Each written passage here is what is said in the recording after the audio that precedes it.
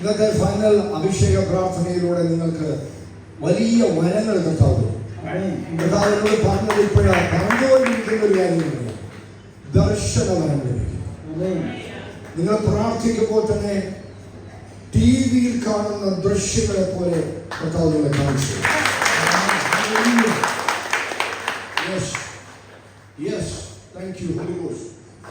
പ്രത്യേക ഭാഷാവരങ്ങൾ ദൈവം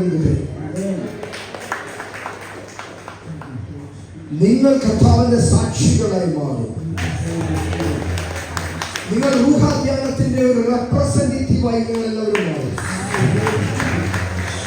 ഇന്ന് കിട്ടിയ അഭിഷേകം നിങ്ങളുടെ ജീവിതത്തിൽ ഒരിക്കലും